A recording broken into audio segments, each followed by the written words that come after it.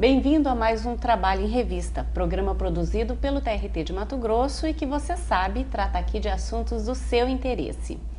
Envelhecer é um processo natural, gradativo e contínuo e que, segundo os especialistas, começa no nascimento e se prolonga por todas as fases da vida. Mas como se preparar para enfrentar esse processo? Sobre isso a gente conversa agora com a cardiologista Vânia Mendes. Doutora, obrigada pela sua participação aqui com a gente. E em que idade? A gente falou que é um processo contínuo, mas em que idade nós devemos começar a nos preparar para esse processo? Como você mesma disse, começa no nascimento, né? Mas acho que a gente pode começar a se preocupar com isso a partir dos 30, 35 anos, para começar a fazer alguma coisa em prol da sua qualidade de vida futura. E esse começar alguma coisa aos 30 é o quê? É questão física, é mental? O que a gente tem que começar a preocupar primeiro? Tudo. Porque se você deixar uma parte, a outra vai ficar capenga. Então é interessante que você faça atividade física, que você desenvolva atividades intelectuais importantes, que você desenvolva diversidade de atividades para que seu cérebro tenha novos focos e que ele te mostre novas possibilidades, né? Tipo assim, você começar a usar toda a totalidade do seu ser. Por exemplo, se você escova o dente sempre com a mão direita, passar a escovar com a mão esquerda. Se você anda sempre pelo mesmo caminho, muda o caminho. Faz alguma coisa para mudar a rotina, para que o seu cérebro faça novos caminhos, novas possibilidades. Daí quando surge um problema, ele vai ter outras maneiras de resolver. Vai ficar mais fácil.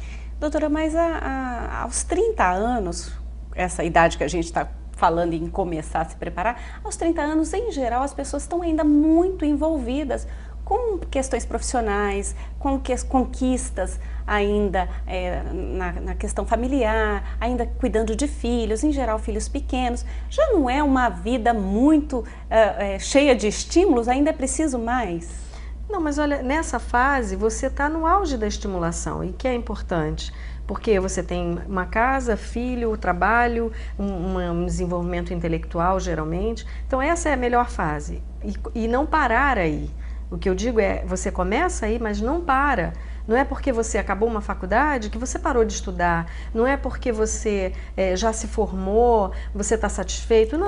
Passou no concurso, não, você tem que ampliar seus horizontes em todos os sentidos. Está sempre buscando alguma coisa nova para que o seu cérebro esteja ativo, vivo, e você esteja ativo e vivo. Doutora, a preocupação com a velhice, ela é recente, né? Ela é decorrente dessa maior expectativa de vida, né? Nos países industrializados e tal. Nós já estamos, nós que eu digo, a sociedade, já tem consciência disso, já tem adotado medidas, atividades, visando essa velhice saudável? Acho que sim, você percebe pela mídia, né? A mídia as pessoas têm pavor de envelhecer, né? Você vê que as revistas focam só o jovem é que vale. O velho, ele é relegado a um segundo plano, terceiro plano. Mas a gente percebe, por exemplo, aqui em Cuiabá existem programas maravilhosos que são da terceira idade, da melhor idade. Existe ali no Porto, tem um centro de atendimento a idosos, que tem hidroginástica, tai chi chuan, médico para atendimento, é bem interessante. E no SESI tem esse programa também. Então a gente percebe que a sociedade se incomoda com isso hoje, percebendo que é para lá que todos caminhamos, né? Doutora, a aposentadoria, ela costuma ser um marco na vida da pessoa, né? Ela mexe muito com as pessoas. Efetivamente, quando se deixa de fazer parte da força de trabalho, né, do país, do município, enfim, do seu círculo, isso traz consequências para o indivíduo? O que eu quero dizer assim, não tem como fugir, traz mesmo consequências e elas são sempre negativas? Nem sempre. Eu conheço algumas pessoas que quando se aposentaram, começaram a fazer uma outra carreira, exatamente aquilo que queriam fazer, sempre sonharam e nunca tinham tido oportunidade. E tem pessoas que ficam deprimidas porque não veem uma perspectiva, não tem o que fazer, não sabe o que fazer da vida. Parou de trabalhar, não era um trabalho ideal, não era um trabalho que ela curtisse, mas ela também não sabe o que quer fazer. Eu acho que essa parte da sociedade é que é pior. Essa camada de pessoas que não faziam aquilo que gostavam e que não têm uma perspectiva, essas sim vão entrar em depressão. Agora, aquelas que têm sempre um foco, alguma coisa que ela deseja fazer e que ela sonha e vai fazer, é bom. Agora, é ruim quando a pessoa vai deixando tudo para depois. Por exemplo, quando eu me aposentar, eu vou fazer tal coisa. Quando eu me aposentar, eu vou fazer tal coisa. Aí chega lá, ela não faz. Por que que não faz? Porque aí já não é mais o sonho era antes. Agora ela já não sabe mais qual é o sonho, né? Então é importante que a gente se mantenha atualizado, mantenha o nosso sentimento, a nossa emoção, o nosso pensamento atualizado. Por isso que é importante essa variabilidade de atividades, entendeu? Doutora, é muito comum a gente ouvir a pessoa após aposentar, ela dizer assim, eu planejei a minha aposentadoria, ou pelo menos eu quis, eu desejei a aposentadoria, mas agora todos os meus planos eu não consigo fazer porque eu já não tenho a mesma disposição, eu não tenho mesmo a mesma saúde. Essa questão física é a mais importante realmente nesse período de logo após a aposentadoria, nesse período em torno dos 60, é a questão física que mais pesa? Olha só, se você teve uma vida sedentária a sua vida inteira, se você nunca fez nada, como é que você vai querer, aos 60, começar a fazer? Pode acontecer, você pode, eu tenho até algumas pessoas que começaram a fazer corrida aos 60, aos 50, né? E que estão fazendo isso muito bem. Conheço pessoas que começaram a desenvolver dança depois dessa idade e que estão ótimos. Né? E tudo é uma questão pessoal, é tudo a maneira como você foca, porque se você é otimista e vai otimista daí pra frente, funciona, mas se você é depressivo e acha que tudo, tipo aquele hard haha, ninguém me ama, ninguém me quer, ninguém me chama de meu amor, a coisa vai ficar feia, entende? Então é importante o pensamento positivo, né? De você ter sempre um pensamento otimista. Doutora, em pensamento otimista, uma pessoa que não cultiva esse tipo de pensamento, o que fazer? Procurar ajuda? Quais os caminhos? Claro, ela precisa de uma ajuda profissional, né? Para isso existem psicólogos. É importante que o idoso, ou mesmo uma pessoa de 50, a partir de 45 anos, comece a fazer uma atividade física.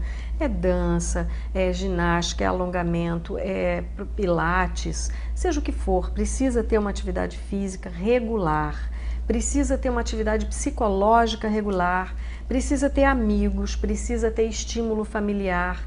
Tudo influencia, tudo. Esse estímulo familiar, esse contato social, doutora, como cultivar isso? Mas isso você explica daqui a pouco, a gente vai para um breve intervalo, não sai daí, a gente volta já com essas dicas de como se manter vivo, mesmo durante esse processo de envelhecimento. A gente já está de volta.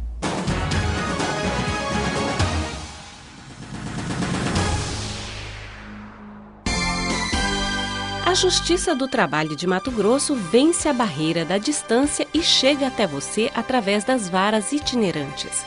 Com a vara itinerante em sua cidade, você não precisa se deslocar até o município sede da Vara do Trabalho.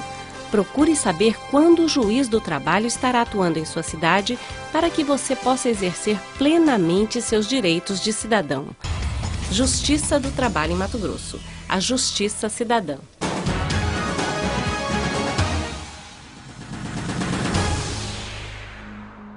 Você está assistindo o programa Trabalho em Revista, que hoje conversa sobre o processo de envelhecimento.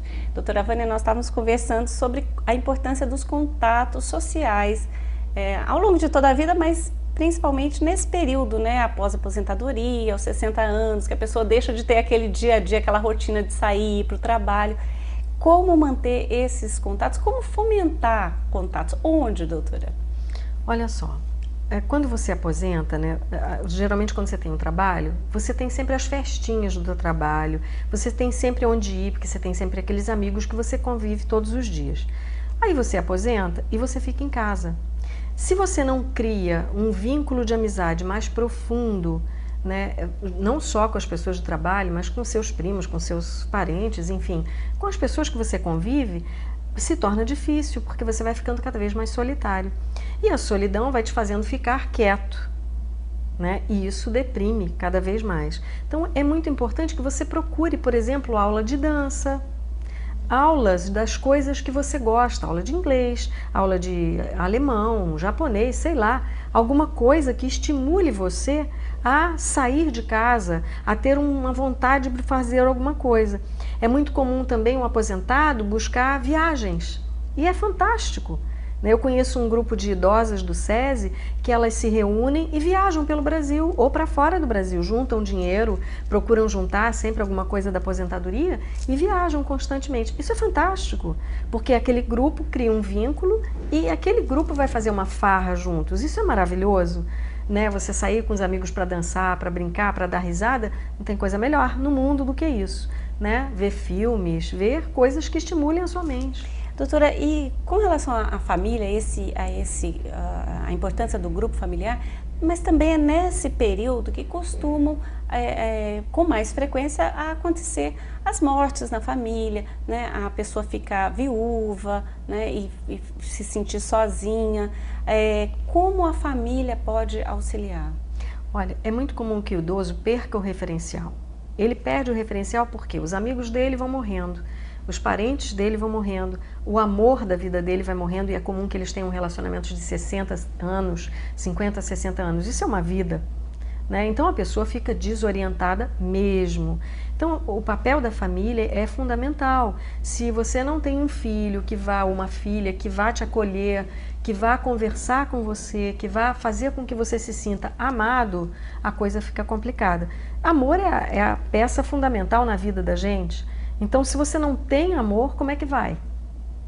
Se você não tem um amor, alguém que possa te dizer, olha, eu te amo, você acaba morrendo, né? O amor é uma coisa fantástica e primordial na vida, né? Então, é importante que a gente aprenda a dizer todo dia para quem a gente ama, que a gente ama mesmo, né? E o idoso precisa disso, porque ele perdeu muito dos referenciais da vida dele. E aí ele está perdidão. Então você tem que reintroduzi-lo numa nova vida, numa nova qualidade de vida, colocá-lo para fazer fisioterapia, colocá-lo para fazer hidroterapia, qualquer pia. Mas que tem que fazer alguma coisa, tem. Doutora, e a nossa sociedade, ela, conforme a gente falou no início, esse aumento da expectativa de vida vai nos fazer uma sociedade de idosos, né? Nós estamos preparados? Quando eu digo nós, eu digo a sociedade, as pessoas, e pergunto mais, vou além, as estruturas públicas estão preparadas, estruturas públicas de lazer, de entretenimento, estão preparadas? Acredito que ainda não totalmente, mas, por exemplo, uma iniciativa fantástica que teve aqui em Cuiabá é o Parque Mãe Bonifácia. Você vai ao parque, a qualquer horário, tem sempre gente ali caminhando, ali tem várias atividades como yoga, tem shows, tem várias coisas interessantes ali. Essa é uma iniciativa que precisa acontecer em todas as cidades, e não só um lugar para isso, vários. Aqui em Cuiabá também tem o Sesc Arsenal, que é um lugar fantástico, que dá para as pessoas também utilizarem de maneira muito boa, porque tem biblioteca, tem teatro, tem cinema, enfim, tem de tudo. Então o que eu acho é que precisa haver uma estrutura estimulando o desenvolvimento pessoal, né? O desenvolvimento de cada pessoa. Isso está acontecendo sim, porque está todo mundo percebendo que o tempo está passando e as pessoas estão ficando mais saudáveis. Saudáveis porque a gente está prevenindo as doenças com mais facilidade do que antigamente, né? Se tem um diagnóstico mais precoce das doenças e o tratamento também. Está se desenvolvendo um trabalho muito grande também para o lado emocional, para o lado mental das pessoas, desenvolver a mente. Isso é fantástico, né? Quais são os problemas mais comuns e que mais debilitam esse contato social nesse período? Olha, o idoso ele perde muito da força muscular. Você vê que o idoso geralmente tem uma atrofia muscular muito grande, ele começa a ter muitas rugas porque ele bebe muito pouca água, ele desidrata com muita facilidade, ele para de caminhar, então as articulações vão ficando fracas, a musculatura vai ficando fraca. Então hoje existem trabalhos com idosos que a gente estimula musculação para idoso, para que o idoso não perca força muscular, uma hidratação mais profunda, mais correta, né? Porque você, aqui em Cuiabá, por exemplo, você tem que beber no mínimo 3 litros de líquido e nunca ninguém bebe isso aqui.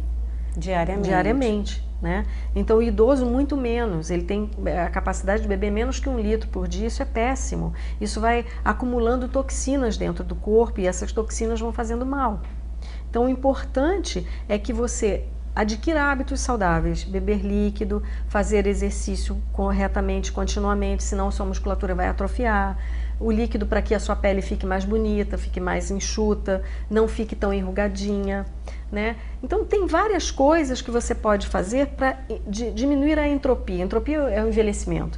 Então, para quebrar isso que é a fraqueza muscular, a fraqueza articular, a osteoporose, a atividade física modifica isso bem interessante. É uma coisa que a gente fazendo, você consegue modificar isso bem legal. Então, são coisas simples que precisa fazer. Então, parar com refrigerante, começar a tomar coisas mais saudáveis, fruta, suco de fruta. Meu Deus, é coisa mais saudável que fruta? Não tem. Né? Parar de comer muito carboidrato. Calor aqui. Carboidrato acaba com a pessoa. E aqui em Cuiabá tem o hábito de misturar carboidrato, né? Arroz, mandioca, batata, macarrão, tudo junto na mesma hora. É só carboidrato, não alimentou nada. Doutora, nós estamos falando aqui da saúde física, mas eu queria falar um pouquinho agora no nosso final da nossa entrevista sobre a questão mental. A gente fala muito assim, eu estou esquecendo tanto, eu estou tão nova, já estou tão esquecida. O esquecimento, problemas de memória, é uma característica do processo de envelhecimento ou não? Ou tem como fugir disso? Olha, veja bem, isso é uma coisa que ainda tem muita controvérsia, mas eu acho que a falta de memória é uma falta de uso da memória. Você não foca corretamente. Por exemplo, se você estiver olhando para mim, ouvindo o que eu estou falando e prestando atenção no que eu falo, você vai lembrar de detalhes até da minha fisionomia. Mas, se você estiver olhando para mim, me ouvindo, mas prestando atenção no que está acontecendo lá fora, no que está passando aqui, você não vai ver nada, você não vai nem lembrar. Então é o foco. A memória ela é baseada no foco. Se você presta atenção e se você se foca naquilo, você vai conseguir fazer. Mas isso independentemente da idade? Claro, é claro que o idoso precisa de algumas coisas além do foco, ele precisa estar exercitando isso, né? Porque a memória é exercício, né? Se você exercita a tua memória, você vai ter uma memória prodigiosa. Agora, se você deixa ela parada, nunca usa, como é que ela vai lembrar de alguma coisa? Como exercitar, doutora, na prática? Olha, exercícios de memorização. Por exemplo, não tem aqueles exercícios que as crianças usam de descobrir figurinhas?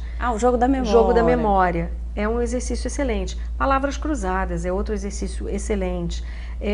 Exercícios de memória com pessoas. Lembra de tal coisa, assim, assim, assim? Lembra do nome do fulano? Daquele artista, assim, assado? Fazer com que a memória venha, sabe? Estimular com jogos familiares a respeito disso, entendeu? E é excelente. E isso tudo são exercícios para começar desde sempre. Desde sempre, né? Doutora Vânia, muito obrigada pela sua participação, pelas suas informações e chegamos ao fim de mais um Trabalho em Revista. Para rever este programa é só acessar a página do TRT na internet, trt23.jus.br e clicar no banner Vídeos. Lá você encontra também os mais de 80 programas que já fizemos. E você pode escolher qual será o assunto da nossa próxima entrevista. É só mandar sua sugestão no nosso endereço eletrônico que está no vídeo. Obrigada e até o próximo programa. Devia ter amado mais, ter chorado mais, ter visto o sol nascer. Devia ter arriscado mais e até errado mais, ter feito o que eu queria fazer.